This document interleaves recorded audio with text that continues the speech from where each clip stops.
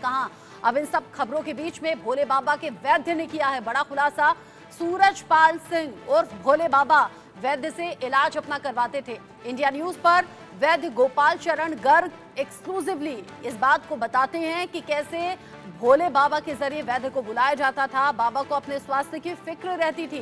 वैद्य ने बताया कि रेगुलरली वो पहुंचते थे और साथ ही साथ बाबा के इलाज को वो करते थे। अब किस तरीके का वो इलाज है, क्या बीमारी थी या फिर कौन सी वो तकलीफ थी जिसका इलाज वैद्य के जरिए करवाया जा रहा था, ये सब बातें अभी पाइपलाइन में है। यानी कि इन सभी बातों को लेकर खुलासा होना बाकी है, लेकिन ये खुलासा आपका अपना चैनल इंडिया न्यूज जरूर आज करने वाला है। थोड़ी देर बाद हमारे साथ बाबा के वैद्य भी जुड़ने वाले हैं लाइव, उनसे भी हम बात करेंगे। साथ ही साथ भोले बाबा के वकील एपी सिंह भी हमारे साथ लाइव जुड़ेंगे, क्योंकि एपी सिंह जो कि भोले बाबा का पहले दिन से बचाव कर रहे हैं, जाहिर सी बात है वो बतौर वकील भी बाबा का पक्ष लेते हुए नजर आ रहे हैं। लेकिन इन सब के साथ ही भोले बाबा, जो स्वयंभू भोले बाबा खुद को कहते थे, सूरजपाल सिंह, उन्हें आखिर ऐसी कौन सी बीमारी थी जिसके चलते वो वैद्य से अपना इलाज करा रहे थे। इंडिया न्यूज पर वैद्य अब थोड़ी देर बाद लाइव हमारे साथ जुड़ने भी वाले हैं। भोले बाबा का वैद्य जो कि बड़े खुलासे कर रहे हैं सूरजपाल सिंह उर्फ भोले बाबा को लेकर। गोपाल शरण गर्ग जो कि भोले बाबा का इलाज करने का दावा कर रहे हैं। हाथरस कांड जिसमें करीब 125 लोगों की जान चली गई, जान जाने के बावजूद जो अनुयायी हैं, जो भक्त हैं, वो ये कह रहे हैं कि सृष्टि के विधाता हैं सूरजपाल सिंह, सृष्टि उन्होंने बनाई है। साथ ही साथ जिन लोगों की जान चली गई वो पीड़ित परिवार अब रो रहे हैं, बिलख रहे हैं, अपनों को खोने का गम बहुत ज्यादा है। न्यायिक आयोग की टीम पहुंची थी, पीड़ित परिवारों से भी मुलाकात की, स्थानीय लोगों से भी बातचीत की, सबूतों को जुटाया गया। इन सब के साथ ही सेवादार पकड़े गए, आयोजनकर्ता पकड़े गए, लेकिन सूरजपाल सिंह और भोले बाबा है कहाँ, ये कोई नहीं जानता। ऐसे में गोपाल शरण गर्ग जो कि भोले बाबा के वैद्य हैं, वो हमारे साथ इस वक्त लाइव जुड़ गए हैं। गोपाल जी, स्वागत आपका इंडिया न्यूज पर। मुझे जरा ये बताइए, और मेरे साथ साथ करोड़ों ऐसे लोग हैं जो जानना चाहते हैं, सूरजपाल सिंह उर्फ भोले बाबा जो स्वयंभू भोले बाबा खुद को कहते हैं, कौन सी बीमारी थी उन्हें जो आप इलाज करने के लिए जाते थे? मधुमेह था। वो मधुमेह से पीड़ित थे और उनको हृदय की धमनियों में भी अवरोध था। उसके लिए उन्होंने मेरी चिकित्सा ली थी और 3-4 वर्ष तक मैंने उनका उपचार किया। गोपाल जी, जरा ये भी बताइए, क्योंकि आप जब जाते थे, क्या आप आश्रम पर जाते थे इलाज करने के लिए? हाँ, मैं कई बार उनके आश्रम पे गया। सबसे पहले मैं मथुरा में उनके आश्रम पे गया था। मेरा मथुरा में आरोग्य धाम के नाम से औषधालय है। वहाँ पे उनके भक्त लोग मेरे पास आए थे और उन्होंने आग्रह किया था कि बाबा कुछ अस्वस्थ रहते हैं, आप एक बार उनको देख लीजिए। मैंने उनसे कहा था कि मेरी तो बाबा से कोई आस्था नहीं है, तो बाबा बुलाएंगे तो मैं जरूर जाऊंगा। वो फिर दोबारा मेरे पास आए और फिर मैं उनके साथ उनकी चिकित्सा उनको देखने के लिए उनके आश्रम पर गया। आपने कहा कि आपकी बाबा में कोई आस्था नहीं थी, आपको बुलाया गया इलाज के लिए, इसलिए आप पहुंचे। आपने कहा कि बाबा की हृदय की धमनियों यानी कि हार्ट से जुड़ी हुई समस्या थी, कुछ ब्लॉकेज जैसी दिक्कत थी जिसका इलाज करने के लिए आप गए थे? हाँ, ऐसा ही था। ऐसा ही था। अच्छा, वो मधुमेह से कई वक्त पीड़ित थे। हाँ। और उसी के कारण उनकी हृदय में धमनियां कुछ अवरोध था। अच्छा, मुझे ये बताइए, आपने कहा कि बाबा में ऐसी आपकी कोई आस्था नहीं थी, जब आप आश्रम गए आपने क्या देखा? मुझे बुलाया गया तो उनके आश्रम में बड़ी सिक्योरिटी थी। मुझे आधे घंटे बैठना पड़ा और फिर जब मैं उनके आश्रम में अंदर प्रवेश करके गया तो मैंने देखा कि उन्होंने मुझसे कहा कि आप अच्छे वैद्य हैं, तो आप मुझे नाड़ी परीक्षण करके बताइए कि मुझे क्या तकलीफ है, तब मैं मानूं कि आप सच्चे वैद्य हैं। मैंने उनका नाड़ी परीक्षण किया और मैंने उनको बताया कि आपको मधुमेह है और मुझे ऐसा प्रतीत हो रहा है कि आपकी धमनियों में अवरोध है। तो ये दोनों बातें सुन के उनको थोड़ा सा मेरे पे विश्वास जागृत हुआ और उन्होंने मुझसे फिर दोबारा कहा कि एक बार नाड़ी देख के मुझे ये भी बताइए कि मुझे इस समय कितना मधुमेह हो सकता है। मैंने दोबारा उनकी नाड़ी देखी और मुझे ऐसा प्रतीत होता है कि इस समय आपको 164 के करीब मधुमेह है। मुझे पता नहीं था कि उनके पास ग्लाइकोमीटर है, तो उन्होंने एक शिष्या थी, उससे कहा कि जाके मेरा अभी तुरंत चेक करो, और संयोग से वो 164 ही डायबिटीज निकली। तो उनका विश्वास इस बार मेरे पर बहुत ज्यादा हो गया और फिर उन्होंने चिकित्सा प्रारंभ कर दी। अच्छा, आपने कहा कि आप गए, आपने उनकी नस देखकर ये जाना कि उन्हें क्या दिक्कत है, उनका आप पर भरोसा हुआ। आपने कहा 3 से 4 साल आपने इलाज किया। कितने कितने दिन पर जाना होता था? और चूंकि हमने हाथरस की घटना देखी है, वहां लाखों लोग जुटे, भगदड़ मच गई, करीब 125 लोग अपनी जिंदगी गंवा चुके हैं। जब आप पहुंचे थे तब भी भीड़ इतनी थी आश्रम में? नहीं, जहाँ उनका निवास स्थान था उस समय तो अंदर तो बहुत ज्यादा लोग भीड़ नहीं थी, बाकी की बाहर तो काफी लोग थे, आश्रम के बाहर उनसे मिलने की प्रतीक्षा कर रहे थे। यानी बिना परमिशन के आश्रम के अंदर कोई जा नहीं सकता, ऐसा आप कह रहे हैं? हाँ, हाँ, नहीं जा सकता, कोई नहीं जा सकता। अच्छा, आपको ये लगा नहीं गोपाल जी कि एक बाबा है जिसको सुनने के लिए लाखों लोगों की भीड़ मौजूद रहती है, जो प्रवचन कहता है, जो स्वयंभू भोले बाबा खुद को कहता है, उसे अगर अपने स्वास्थ्य से जुड़ी हुई कोई भी दिक्कत थी, क्योंकि वो तो चमत्कार करने का दावा करते थे। कई ऐसे भक्त हैं जो इस घटना के होने के बाद ये कह रहे हैं कि बाबा ने हमारे दुख हर लिए, हमें ये फला बीमारी थी लेकिन बाबा के छूने से हमारी बीमारी चली गई। तो बाबा ने खुद अपना इलाज क्यों नहीं कर लिया अगर वो चमत्कारी हैं? अब ये तो मैं नहीं कह सकता, मुझे तो चिकित्सा करने के लिए बुलाया गया था और मैंने उनकी चिकित्सा की। अब वो अपने आप पे उनका कितना विश्वास था, भरोसा था, मैं नहीं कह सकता, लेकिन मुझसे बार बार यही कहते थे कि मैं अपने स्वास्थ्य के लिए बहुत चिंतित हूँ और मुझे अभी बहुत से काम करने हैं समाज के लिए, तो आप मेरी चिकित्सा। कितने कितने दिन पर आपका जाना होता था इस इलाज के लिए? 4 साल तक मेरे उपचार में वो रहे और उसके लिए वो 3 बार मेरे घर पे भी आए और 3 बार मैं उनके आश्रम में भी गया। यानी 3 बार वो आपके घर पर दवा लेने के लिए, खुद का इलाज कराने के लिए आए और 3 बार आप उनके आश्रम पर गए इन 4 साल के दरमियान। क्या आप कोई खाने की दवा देते थे, पीने की देते थे, किस तरीके से इलाज करते थे? मैं वो कई तरह की दवाइयाँ रहती हैं, कुछ खाने की भी दवाइयाँ रहती हैं, कुछ पीने की भी दवाइयाँ रहती हैं। हाँ। तो अच्छा, नियम पूर्वक दवाइयाँ सेवन करते हैं। हाँ हाँ, गोपाल जी, चूंकि अब अलग अलग तरह की खबरें सामने आ रही हैं, एपी सिंह जी भी हमारे साथ में जुड़ गए हैं और चूंकि ऐसे तो वो जाने माने वकील हैं, लेकिन वो सूरजपाल सिंह उर्फ भोले बाबा का केस भी हैंडल कर रहे हैं, तो उनसे भी हम बात करेंगे। उससे पहले मैं आपसे पूछना चाहूंगी गोपाल जी कि अब जब बाबा सामने नहीं आ रहे हैं, मीडिया में बयान जरूर दे दिया, लेकिन पुलिस अब इस पूरे केस की जांच कर रही है, तो कई लोगों के जरिए दावा ये किया गया है कि महिलाओं को सम्मोहित कर लेते थे बाबा और कई परिवार उजड़ गए थे। ऐसा कुछ आपने अपनी आंखों से देखा क्या आश्रम में? नहीं, मैंने कुछ ऐसा कुछ नहीं देखा। मैं तो चिकित्सा के लिए जाता था, मैं उनकी नाड़ी देखता था और निदान करता था और औषधि देता था। इन सब चीजों पर मेरा कभी ध्यान नहीं रहा, ना मैंने कुछ देखा। अच्छा, ठीक है गोपाल जी, आप रहिएगा हमारे साथ में। मैं एपी सिंह जी से भी इस पूरी खबर को लेकर बात कर लेती हूँ। एपी सिंह जी हमारे साथ में गोपाल जी हैं। गोपाल जी जो बता रहे हैं कि वो बाबा के वैद्य हैं, उन्होंने बाबा का इलाज किया है 4 साल तक। 3 बार वो आश्रम गए हैं, 3 बार बाबा खुद चलकर इन वैद्य के घर पर पहुंचे अपना इलाज कराने के लिए। अब मेरा सवाल सीधा सा आपसे है, बाबा चमत्कारी होने का दावा करते हैं, स्वयं भू भोले बाबा खुद को कहते हैं, लोगों की पीड़ा हरने का दावा करते हैं, लोग कहते हैं बाबा ने बस हमें आशीर्वाद दे दिया, हमारी बीमारी दूर हो गई। फिर बाबा खुद अपनी बीमारी दूर क्यों नहीं कर पाए अगर ऐसा चमत्कार है तो? एपी सिंह जी, है नहीं, जीव है जिसका शरीर है, तो शरीर है तो औषधि भी चाहिए होगी, भोजन भी चाहिए होगा, जल भी चाहिए होंगे, ठंड भी लगेगी, गर्मी भी लगेगी, तो सब मानवीय है चीज। इसमें चमत्कार वाली तो बात नहीं। चमत्कार की बात की जाए इस तरह का, जो इंसान है, मानव है, मानव मंगल मिलन सद्भावना समागम उन्होंने किया, मानवता भाईचारे का संदेश दिया उन्होंने।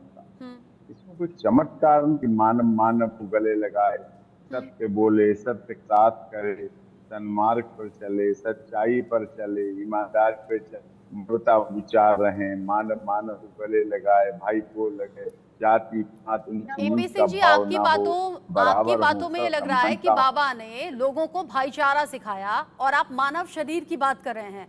क्या बाबा को नहीं मालूम कि लोग उन्हें भगवान की तरह पूछते हैं? अब ये घटना घट चुकी है, करीब 125 लोग जिंदगी गंवा चुके हैं। बावजूद इसके लोग कह रहे हैं सृष्टि के विधाता हैं बाबा। जब बाबा ये जानते थे कि आम लोग भगवान की तरह पूछ रहे हैं, तब क्यों नहीं ये बातें कही कि मानव शरीर है, मुझे भी बीमारी है, अगर आपको बीमारी है तो डॉक्टर के पास जाइए। सर उन्होंने कहा है, उन्होंने कैसे बताएं, मैंने पढ़ा किया है, उनके यहाँ बोला जाता था कोई बीमार हो, कोई अस्वस्थ हो, वो आए ना, अधिक बुजुर्ग लोग ना आए, बच्चे को ना लाया जाए।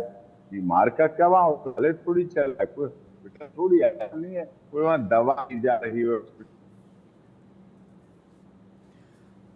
एपी सिंह जी, आप रहिए। आप कह रहे हैं कि मानव धर्म निभाया, भाईचारा सिखाया, और वो कहते थे कि जो बीमार हैं या जो बहुत ज्यादा बुजुर्ग हैं वो उनके पास नहीं आए।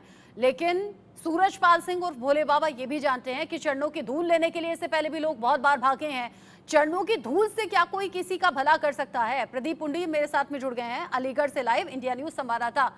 प्रदीप, बहुत से चौंकाने वाले तथ्य अब तक हाथरस की घटना में सामने आ चुके हैं। अब एक और बात ये चौंका रही है कि वो बाबा जो लोगों के दुख हरने के दावे करते रहे, लाखों लोगों को अपने साथ जोड़ते रहे, वो खुद दिल की बीमारी के मरीज निकले, खुद वो वैद्य से अपना इलाज करा रहे हैं। बिल्कुल ठीक कहा आपने, क्योंकि जिस तरीके से भोले बाबा दुनिया की जो बीमारियां हैं लोगों को बोलते हैं कि पानी पियो, खीर खाओ या चरणों की जो रज है वो लो, उससे आप ठीक हो जाओगे। खुद बाबा अपनी सेहत को लेकर इतने चिंता में रहते थे कि जो जैसा जो व्यक्ति ने बताया हमें कि बाबा ने कई बार इनको बोला कि मेरा स्वास्थ्य का ध्यान रखिए, क्योंकि मेरा स्वास्थ्य मेरे लिए बहुत जरूरी है, बहुत इंपॉर्टेंट है, क्योंकि मुझे बहुत सारे काम करने हैं। हाँ। तो एक तरफ जो बाबा कहते हैं कि मैं दुनिया का इलाज करूंगा, लोग वहाँ आते हैं बड़ी आशा और उम्मीद के साथ कि उनका इलाज होगा, उनको स्वास्थ्य लाभ मिलेगा, तमाम चीजें मिलेंगे। वही बाबा एक तरफ अपनी जान को लेकर, अपनी सेहत को लेकर इतने फिक्रमंद नजर आते हैं कि वैद्य जी को बार बार बोलते हैं कि परिश्रम करिए, मैं आप पे तभी विश्वास करूंगा जब आप मेरी नब्ज पकड़ के मुझे बताओगे कि मेरे अंदर बीमारी क्या है।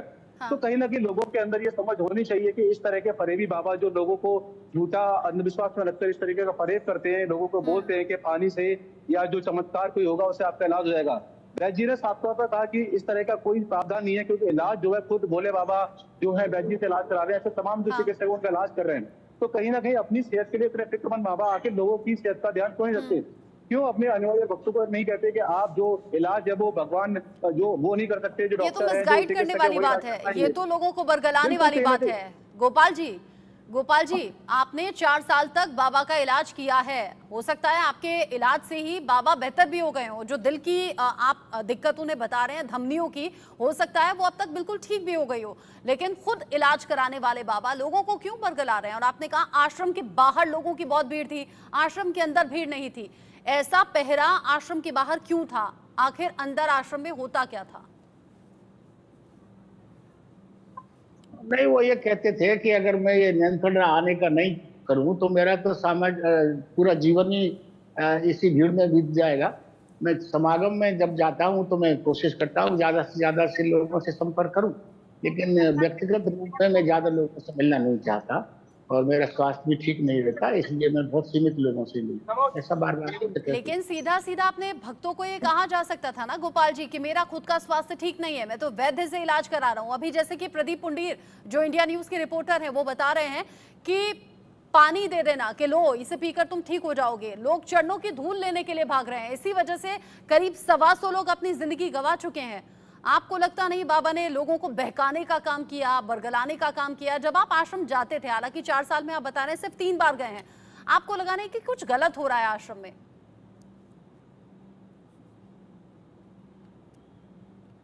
गोपाल जी, उस तरफ कुछ ध्यान भी नहीं था। मैं तो खाली चिकित्सा के लिए जाता था, नाड़ी परीक्षण करता था और मैं औषधि दे के आता था।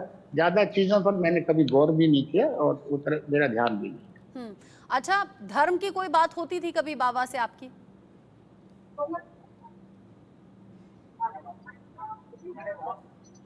लेकिन वो अपनी प्रशंसा खुद की ज्यादा किया करते थे। किस तरह की प्रशंसा? जो धार्मिक व्यक्ति थे, कई लोगों का नाम लेकर वो बोलते थे कि ये जो लोग प्रेमी बातें कहते हैं वो सब सही नहीं है, और मैं जो अपनी बातें कहता हूँ उस पर ध्यान देने की जरूरत है जनता को।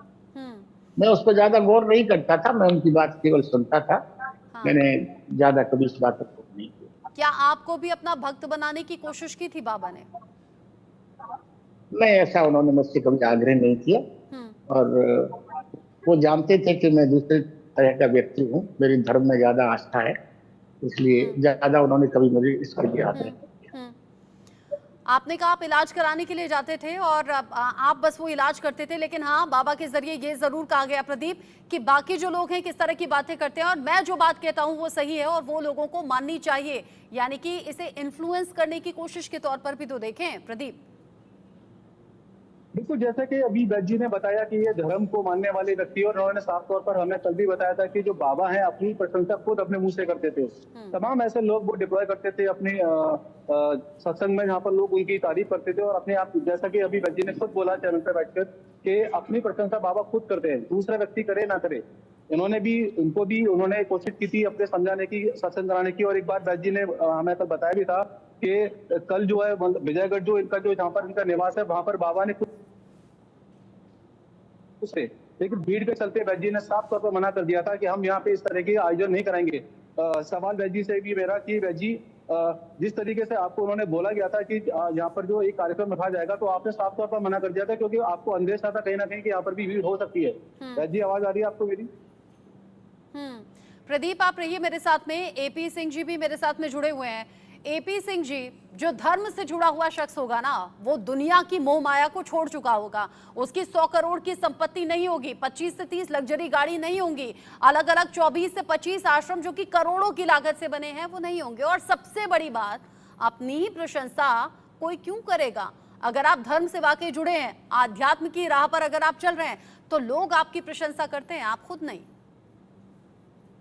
नहीं, उनके पास कोई 100 करोड़ नहीं है। 100 करोड़ अगर हों तो मैं उनका एडवोकेट होने के नाते आपको, क्योंकि आपका चैनल बहुत देशभक्त चैनल है, राष्ट्र हित की बात करता है, राष्ट्र हित से सर्वोपरि लेके चलता है, मैं आपको डोनेट कर रहा हूँ, दे रहा हूँ, गिफ्ट कर रहा हूँ। अगर 100 करोड़ भी उनके पास है, 26 लग्जरी गाड़ियां हैं अगर, तो मैं सारी आपको दे रहा हूँ, एश्योर करता हूँ। पर बाबा की संपत्ति पे आपका अधिकार तो नहीं है ना एपी सिंह जी?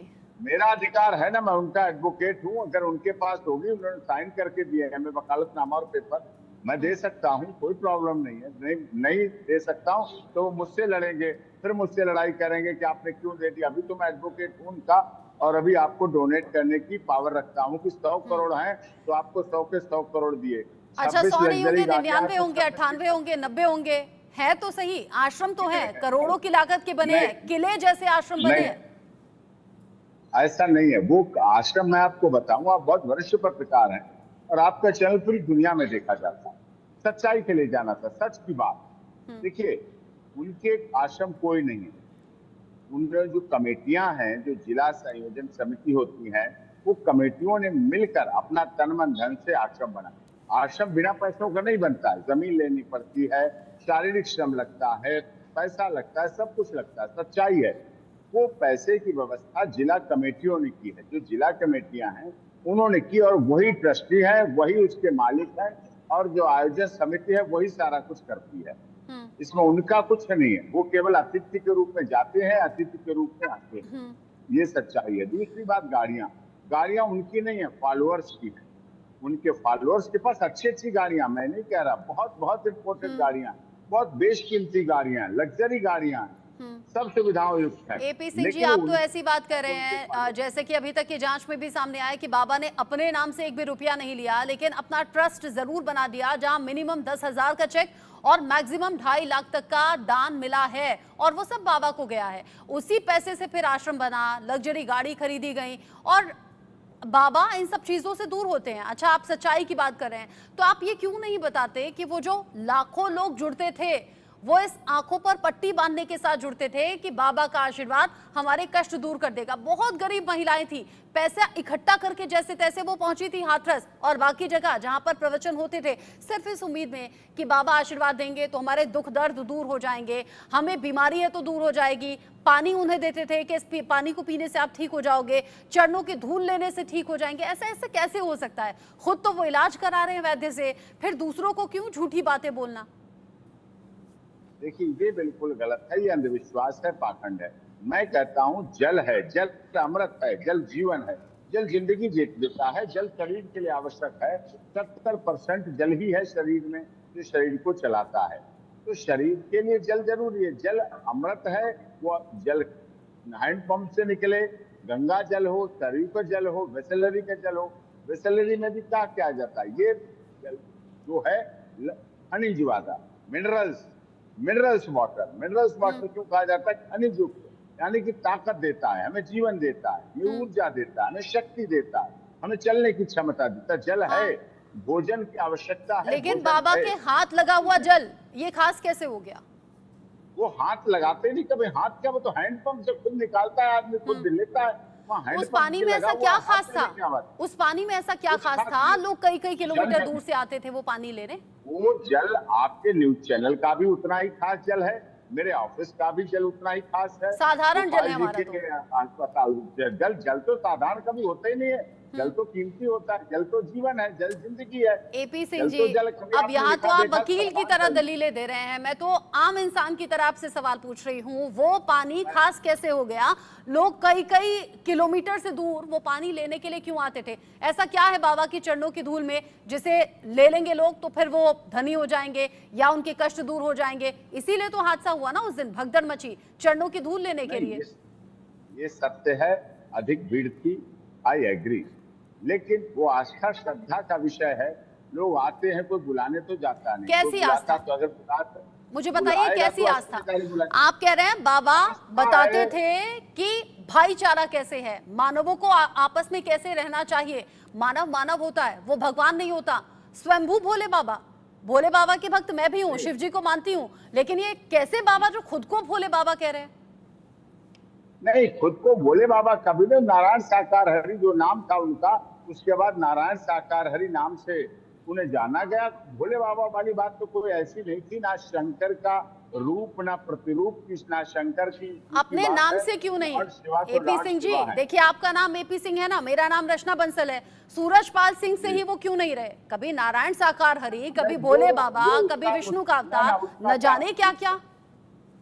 उसका कारण मैं आपको क्लियर बताऊं। देखिए, सूरजपाल उनका नाम उनके माता पिता ने रखा, उनका जन्म हुआ, जन्मस्थली है उनकी, और उसके बाद वहां वो जन्मस्थली में रहे, ये बात सत्य है। लेकिन नाम उसके बाद जो भक्ति मार्ग पे आए तो थोड़ा नाम बदल जाता है। हमारे देश में ऐसी परंपरा है कि सभी ने अपने अपने नाम बदले हैं, बदल जाते हैं, तो उस तरह से हुआ। भक्ति मार्ग पे आस्था श्रद्धा, अब हमारा देश तो ऐसा, रश्मि जी, आस्था है तो बंद दरवाजों में भी रास्ता मिल जाता है। हाँ। हम कहीं मंदिर जाते हैं, मैं एक बार कहीं बहुत बड़े विशाल मंदिर पहुंचा, हाँ। लेट हो गया था, टाइम लेट हो गया, तो वहां पुजारियों ने कहा बंद हो गया, दर्शन नहीं होंगे। उन्होंने कहा रश्मि जी दर्शन नहीं होंगे। मैंने कहा कोई बात नहीं, कि अब तो आपको 2 बजे इंतजार, 1 घंटा इंतजार करना पड़ेगा। मैंने कहा अगर मेरे अंदर आस्था है तो यहीं आएंगे वो।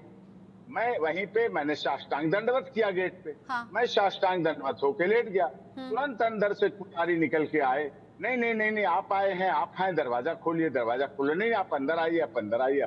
तब वहां का सिक्योरिटी स्टाफ और वहां के उनके सेवादार और सभी चकित रह गए कि अरे ऐसा कैसे हो गया। तो मुख्य पुजारी आ गए सीधे। हाँ। तो बंद दरवाजों में भी रास्ता है अगर आस्था है, हमारा मानना। ये तो आपने मंदिर की बात कह दी एपी सिंह जी। मेरा नाम रचना है। एपी सिंह जी, आप मंदिर की बात कह रहे हैं, आप कह रहे हैं आप आस्था के साथ मंदिर में गए, आपने वहां पर दर्शन करना चाहा और जैसे तैसे वो दरवाजे खुल गए, आपको भगवान के दर्शन चाहिए थे और मिल गए। ये ईश्वर का चमत्कार कह सकते हैं। हम करोड़ों लोग ऊपर वाले में आस्था रखते हैं, अलग अलग तरीके से रख सकते हैं, लेकिन यहाँ बात एक साधारण मानव की हो रही है। मैं इस बात से तो तर्क, वो इंसान है, मानव है, ईश्वरीय शक्तियां अलग होती हैं और होना चाहिए आदमी को भक्ति आस्था। अगर किसी की किसी में श्रद्धा है, किसी की किसी में भक्ति है, जैसे मेरा पहला विश्वास क्या है, अपने माता पिता में भगवान देखो, ईश्वर देखो। हम माता पिता के पैर स्पर्श करके निकलते हैं सुबह को और शाम को जाके करते हैं, तो हमें लगता है कि हमारा विश्वास है, हमें ताकत मिलती है, हमें मजबूती मिलती है उनका आशीर्वाद में। India is only one country where feet are respected. पैरों की पूजा होती है हमारे देश में, दुनिया में कहीं नहीं है, लेकिन पैरों से आशीर्वाद निकलता है, ऐसी हमारी परिकल्पना है। हाँ। लेकिन नारायण साकार हरि क्या पैर छूने का भी परिकल्पना नहीं थी, वहाँ कोई इस तरह का विषय अच्छा, आप मुझे बस एक सवाल का जवाब दे दीजिए। आप कह रहे हैं लोगों की आस्था है, लोगों की आस्था कहीं भी जुड़ सकती है, माना कि लोगों की आस्था जुड़ गई। हाथरस में तो बड़ा हड़कंप हो गया, कांड हो गया, करीब 125 लोग अपनी जान गंवा चुके हैं। हाथरस को अगर मैं छोड़ दूं, उससे पहले के जितने आयोजन हैं अब तो उनकी सभी की एक एक करके तस्वीर सामने आ रही है। लाखों भीड़ है, हजारों की भीड़ है, ऐसे ही गाड़ी के काफिले बहुत तेजी से बीच से गुजर जा रहे हैं। लोग भागते हैं बाबा की तरफ आने के लिए, उनके चरणों की धूल लेने के लिए, और इंतजाम वहां भी नाकाफी दिखते हैं, भीड़ वहां भी खूब दिखती है। कोरोना जब 50 लोगों की परमिशन थी ना, तब भी 50,000 जोड़ लिए थे। ये क्या खुले तौर पर हादसों को दावत देना नहीं था? नहीं, आई एग्री, मैं आपकी इस बात से सहमत हूँ। कानून का पालन, मैं तो देखिए कानून का पालन करने वाले व्यक्तियों, और रचना जी आप भी वरिष्ठ पत्रकार हैं, आपकी और आपका चैनल भी कानून में विश्वास करता है।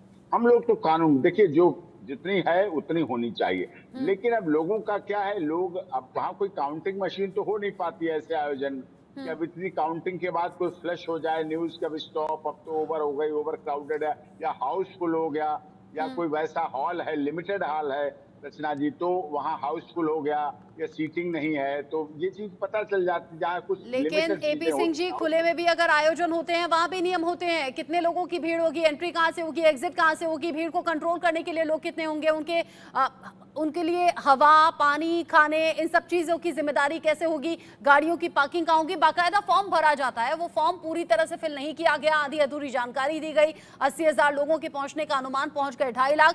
बहुत से नियम ऐसे हैं जिनकी अनदेखी की गई है, और उसका नतीजा हम देख रहे हैं। लोगों के घर उजड़ गए हैं, लोगों के घर बर्बाद हो गए हैं, जान चली गई है। मैं अंत में गोपाल जी से एक सवाल ले लेती हूँ। गोपाल जी, आपने कहा कि हृदय से जुड़ी हुई दिक्कत उन्हें थी, जिनका इलाज उन्होंने कराया आपसे करीब 4 साल। क्या आपके अकॉर्डिंग आज की डेट में सूरजपाल सिंह उर्फ भोले बाबा स्वस्थ हैं, उनका इलाज ठीक हो गया था? काफी लाभ हुआ था, स्वस्थ बिल्कुल हो गए ऐसा तो मैं नहीं कह सकता, लेकिन उनके जो लक्षण थे उनमें काफी कमी आई थी और वो अच्छा महसूस कर रहे थे। आप कह रहे हैं लक्षण दूर हो गए थे और अब काफी स्वस्थ महसूस करते थे। प्रदीप पुंडी, फिर सवाल यही, बाबा है कहाँ? इतना बवाल हो गया, इतनी जांच आगे बढ़ रही है, डिफेंड करने के लिए लोग आगे आ रहे हैं, कमियां निकालने के लिए लोग आगे आ रहे हैं, हम लोग बहस कर रहे हैं, बाबा है कहाँ?